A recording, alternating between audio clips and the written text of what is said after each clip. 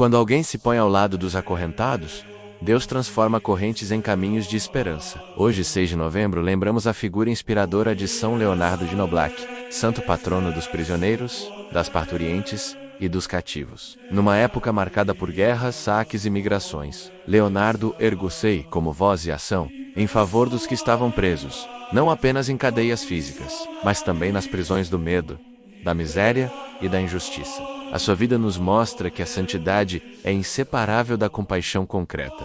Orar, interceder, negociar e, quando possível, pagar a liberdade dos que sofrem. Celebrá-lo hoje é lembrar que o Evangelho chama os seus discípulos a libertar, a curar e a reconstruir dignidade onde há opressão. Segundo a tradição, Leonardo nasceu no século VI, talvez na região que hoje é a Borgonha ou próximo das margens do rio Loire. Vindo de uma família nobre franca, ainda jovem, esteve próximo da corte e teve contato com as lutas e barganhas do poder. Conta-se que, depois de viver alguns anos entre honras e responsabilidades cortesãs, experimentou um chamado interior à conversão. Um episódio decisivo aparece nas narrativas medievais.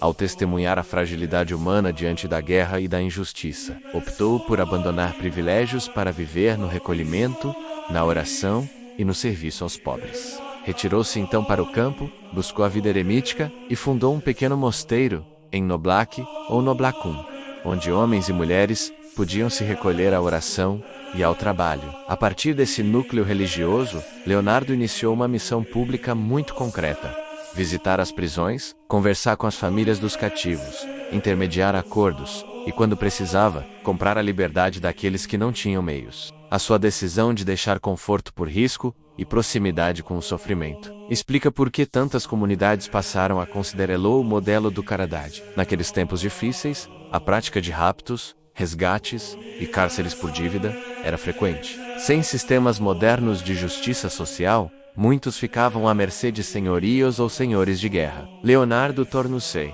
conhecido por negociar solturas, reunir fundos para resgatar prisioneiros e cuidar dos que voltavam à liberdade. A sua casa e o pequeno mosteiro tornaram-se ponto de acolhimento para famílias em desespero e para os libertos que precisavam de reabilitação. As histórias que a tradição preservou sobre ele são, mesmo quando envoltas em lenda, sinais de uma vida dedicada aos feridos. Disse que libertou cativos pagando o resgate com o próprio dinheiro, que enfrentou traficantes para resgatar escravos e que tantas vezes funcionou como mediador entre senhores e prisioneiros. M. Suasmos. A oração se unia à prudência. Não bastava clamar a Deus, era preciso agir com sabedoria para assegurar a libertação efetiva de alguém. Assim, seu ministério tornou-se exemplo de uma caridade que não se limita aos gestos simbólicos, mas procura transformar realidades humanas. O mosteiro de Noblac tornou-se uma pequena escola de vida cristã.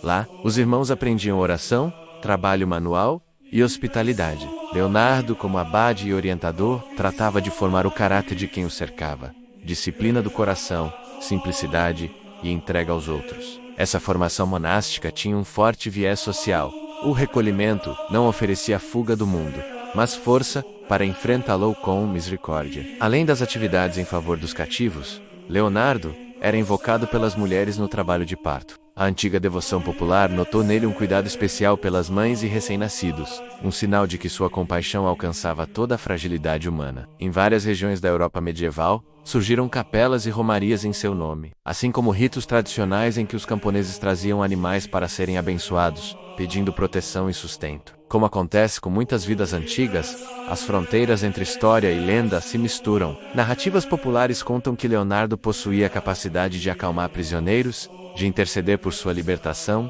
e, em alguns relatos, de realizar curas e prodígios que confirmaram sua reputação de santidade. Em representações artísticas, aparece muitas vezes segurando correntes rompidas, símbolo do seu ministério de libertação. Noutras, é mostrado em atitude de intercessão junto a prisioneiros. Esses relatos, longe de serem simples curiosidades, serviram durante séculos para inculcar na população rural a ideia de um santo que acompanha a vida concreta das pessoas, não apenas o pastor do culto, mas o defensor dos marginalizados. A devoção a São Leonardo ajudou comunidades a manter viva a esperança de justiça e a ideia de que ninguém está completamente abandonado diante de Deus. A espiritualidade leonardina articula profunda humildade, coragem prática e compaixão incansável. Entre suas virtudes destacam-se empatia ativa. Não se limitou a sentir compaixão. Programou ações concretas para aliviar o sofrimento. Coragem. Arriscou recursos próprios e enfrentou poderes locais para socorrer prisioneiros.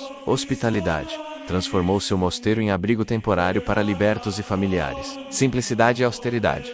Apesar de suas origens nobres, viveu com desprendimento, apoiando a justiça social. Sua vida é lembrete de que o cristianismo se revela autêntico quando encontra formas concretas de justiça restauradora, quando correntes são cortadas e dignidade é devolvida. Leonardo nos desafia a passar da teoria para a prática, a traduzir compaixão em medidas que libertam. Ligação bíblica.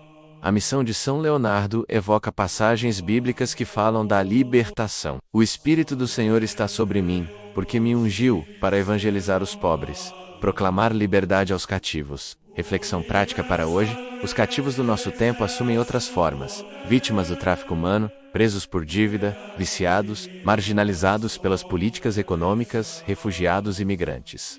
A vida de São Leonardo chama à ação algumas pistas práticas. Identificar correntes invisíveis. Pergunte-se quem na sua comunidade está preso por condições sociais, econômicas ou psicológicas. Apoiar iniciativas de reabilitação, igrejas e organizações sociais que ajudam e reinserem pessoas são modos modernos de libertação. Prática da hospitalidade. Abre portas para quem sai do cárcere ou sofre exclusão econômica. Interceder e educar. Orar pelos cativos e trabalhar por políticas públicas que garantam justiça e reintegração. A caridade de São Leonardo não era assistencialismo passivo, mas uma aposta na dignidade humana. Libertar é preparar condições para a plena inserção social e humana de cada pessoa. Oração curta. São Leonardo de Noblac, que com coragem e compaixão libertaste os oprimidos. Intercede por nós, dá-nos olhos para ver os cativos do nosso tempo, mãos para socorrê-los e coragem para romper as correntes da injustiça. Que por teu exemplo sejamos instrumentos de liberdade e sinais vivos do amor de Cristo. Amém. Ao celebrar São Leonardo, recordamos que a santidade tem rosto coletivo. É a comunidade que se levanta para libertar, é o irmão que usa seus bens para resgatar um necessitado.